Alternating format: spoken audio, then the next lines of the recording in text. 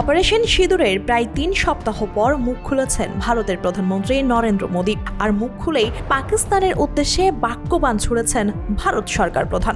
বলেন, ভারতের ব্রহ্মস ক্ষেপণাস্ত্রের ভয়ে পাকিস্তানের ঘুম হারাম হয়ে গিয়েছিল। পাকিস্তানের শত শত মাইল ভেতরে ঢুকে সন্ত্রাসীদের আস্তানা ধ্বংস করেছি আমরা। আমাদের সেনাবাহিনীর কাছে পরাজিত হয়েই পাকিস্তান সেনাবাহিনী যুদ্ধ বন্ধের অনুরোধ করতে বাধ্য হয়েছে।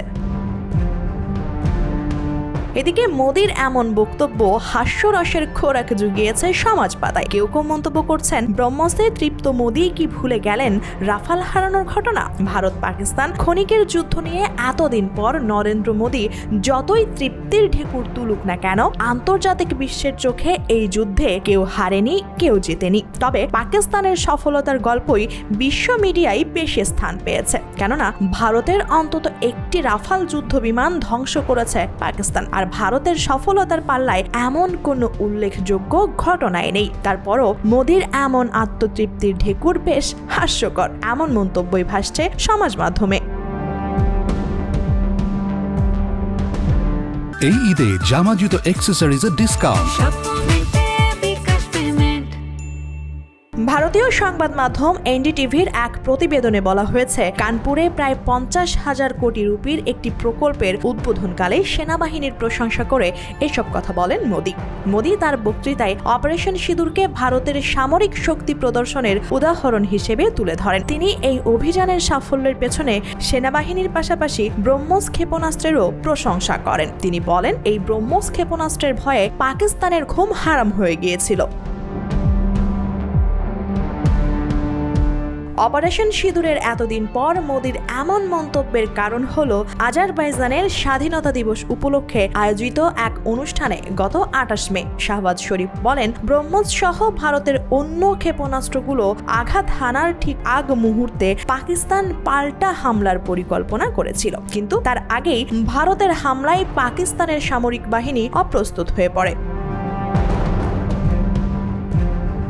যদিও এর আগে গেল মে মাসের শুরুতে শাহবাজ শরীফ স্বীকার করেছিলেন, ভারতীয় ক্ষেপণাস্ত্রগুলো 10 তারিখ ভোরের দিকে পাকিস্তানের গুরুত্বপূর্ণ নূর খান বিমান ঘাঁটি এবং অন্যান্য এলাকায় আক্রমণ করে। ভারতের এই ক্ষেপণাস্ত্র হামলাগুলোই ছিল অপারেশন সিঁদুরের অংশ।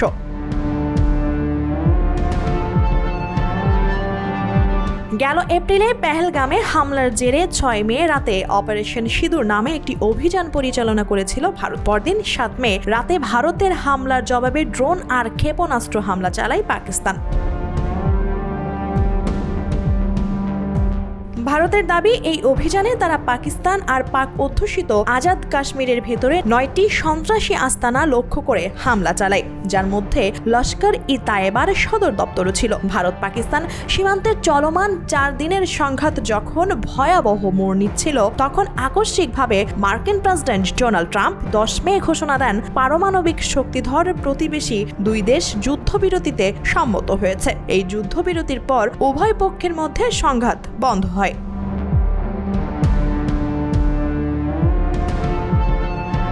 মূলত কাশ্মীর ইস্যু নিয়ে দীর্ঘদিনের অস্থিরতা গত 22 এপ্রিল ভারত নিয়ন্ত্রিত কাশ্মীরের পেহেলগামে এক ভয়াবহ সন্ত্রাসী হামলার পর নতুন করে মাথাচাড়া দিয়ে ওঠে। সেই হামলায় 25 পর্যটক এবং একজন স্থানীয় গাইড নিহত হন। একটি সশস্ত্র গোষ্ঠী হামলার দায় স্বীকার করলেও পরে তারা অস্বীকার করে। ভারত এই হামলার জন্য পাকিস্তানকে দায়ী করে, তবে ইসলামাবাদ এই অভিযোগ অস্বীকার করে। এরপর থেকে দেশ দুটি একের পর এক পদক্ষেপ নিতে শুরু করে। প্রথমে এটি কূটনীতিক পর্যায়ে থাকলেও দ্রুত সামরিক সংঘাতের দিকে মোড় নেয়।